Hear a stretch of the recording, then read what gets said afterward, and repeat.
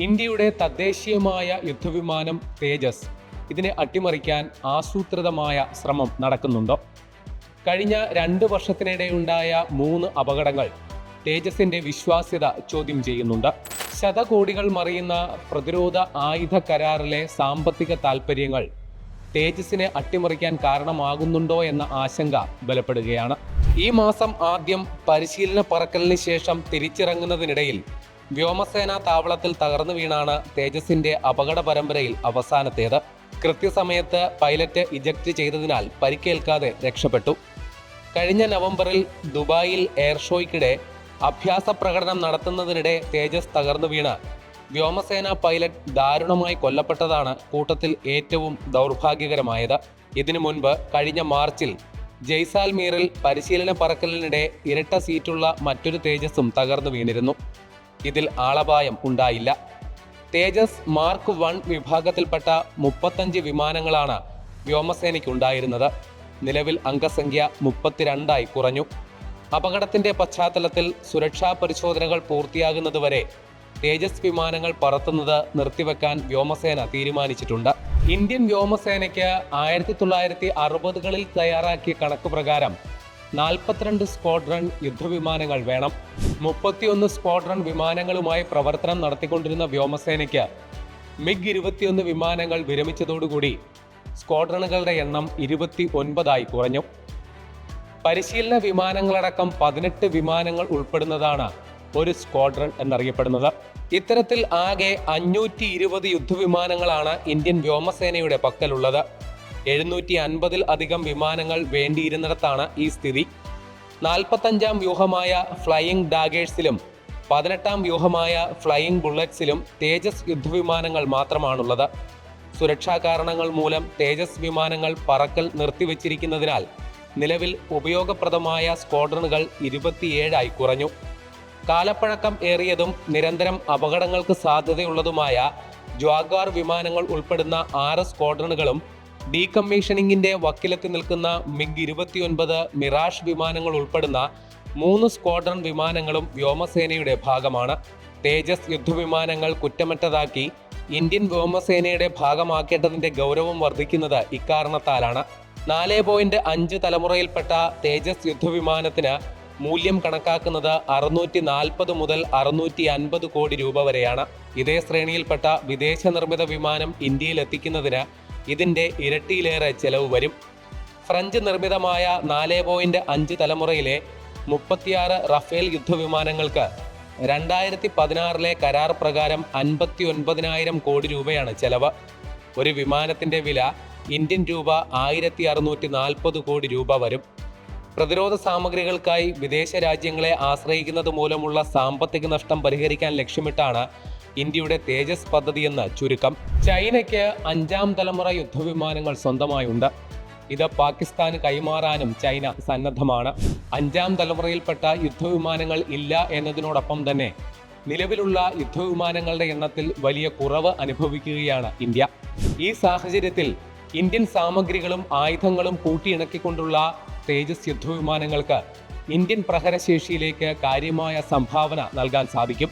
പോർ വിമാനങ്ങളിൽ സ്വയം പര്യാപ്തത ലക്ഷ്യമിട്ട് ആരംഭിച്ച ഹിന്ദുസ്ഥാൻ എയറോനോട്ടിക്സ് ലിമിറ്റഡ് 1961-ൽ തയ്യാറാക്കിയ മാരുത് ആണ് ഇന്ത്യയുടെ തദ്ദേശീയമായ ആദ്യത്തെ പോർ വിമാനം. 1971-ലെ ഇന്ത്യ പാകിസ്ഥാൻ യുദ്ധത്തിലടക്കം 25 വർഷത്തോളം വ്യോമസേനയുടെ ഭാഗമായിരുന്നു മാരുത്. സൂപ്പർസോണിക് സാങ്കേതിക വിദ്യ കൈവരിക്കാൻ ലക്ഷ്യമിട്ട് തയ്യാറാക്കിയ മാരുതിന് പക്ഷേ അത് നേടാനായില്ല. അങ്ങനെ തദ്ദേശീയമായ സൂപ്പർസോണിക് വിമാനം എന്ന ഇന്ത്യയുടെ അഭിലാഷത്തിന്റെ പൂർത്തീകരണമാണ് ഇന്ന് നമ്മൾ കാണുന്ന തേജസ്. റഷ്യൻ നിർമ്മിതമായതും കാലപ്പഴക്കം ചെന്നതുമായ MiG-21 വിമാനങ്ങൾക്ക് പകരക്കാരനാകുവാൻ തേജസിനെ ഒരുക്കാൻ 1984-ലാണ് പദ്ധതി ആവിഷ്കരിച്ചത്. സാമ്പത്തിക പ്രതിസന്ധിയെ തുടർന്ന് പദ്ധതിക്ക് കാര്യമായ വേഗത ഉണ്ടായിരുന്നില്ല. കാവേരി എന്ന സ്വന്തം എഞ്ചിനിൽ വിമാനം യാഥാർത്ഥ്യമാക്കാനായിരുന്നു പദ്ധതി.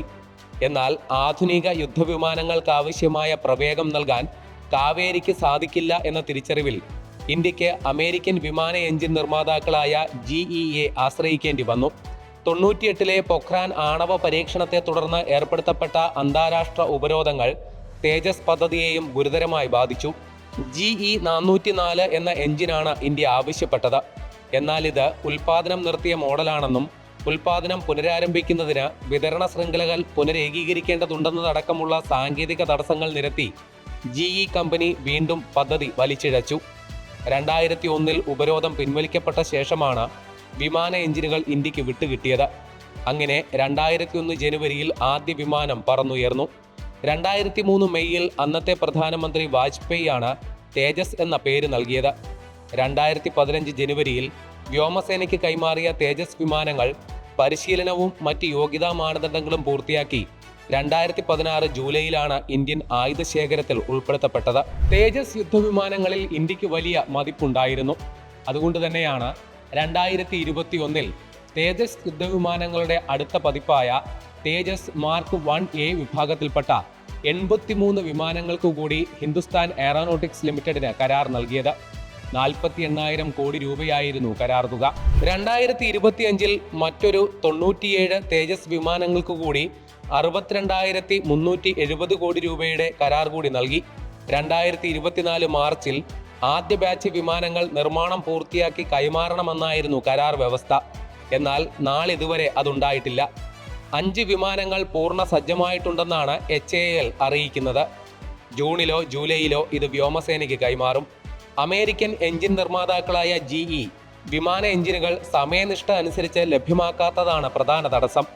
6 എഞ്ചിനുകൾ മാത്രമാണ് ഇതുവരെ GE വിട്ടു നൽകിയത്. HAL-ഉം GE-യുമായി വിമാന എഞ്ചിനുകൾക്കായി 2 കരാറുകളാണ് ഉണ്ടാക്കിയിരുന്നത്.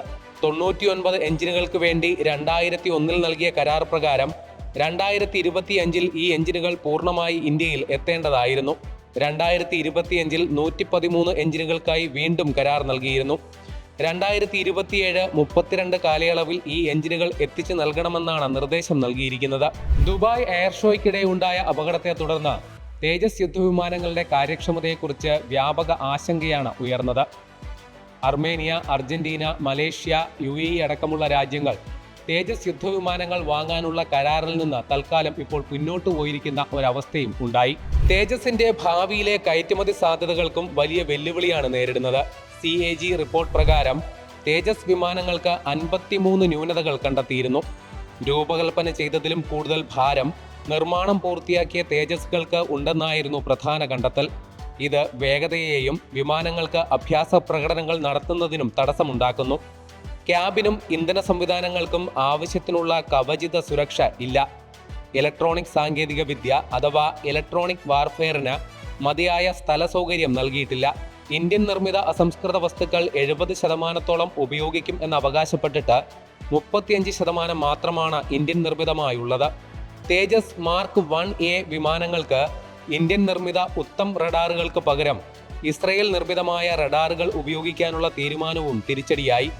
ഇതിന്റെ സോഫ്റ്റ്വെയർ കുത്തക അവകാശം ഇസ്രയേൽ കൈവശപ്പെടുത്തിയിരിക്കുന്നതിനാൽ ഇക്കാര്യത്തിൽ ഇന്ത്യക്ക് പരിമിതമായ ഇടപെടൽ മാത്രമാണ് നടത്താനായത്. ഇന്ത്യൻ നിർമ്മിത അസ്ത്ര മിസൈലുകൾ തേജസിൽ കൂട്ടിയിണക്കാനുള്ള ശ്രമം ഇസ്രയേൽ റഡാറിന്റെ സാങ്കേതിക പ്രശ്നം മൂലം പരാജയപ്പെടുകയും ചെയ്തു. തേജസ് യുദ്ധവിമാനങ്ങളുടെ ആവർത്തിച്ചുള്ള അപകടങ്ങൾക്ക് പിന്നിൽ അട്ടിമറി സാധ്യത ഇല്ല എന്ന് തന്നെയാണ് ഇതുവരെയുള്ള നിഗമനം. എന്നാൽ രാജ്യത്തിന്റെ അഭിമാനമായി മാറേണ്ട ഒരു പദ്ധതിയെക്കുറിച്ചുണ്ടാകുന്ന ആശങ്കകൾ പരിഹരിക്കേണ്ടതും അത്യാവശ്യമാണ്.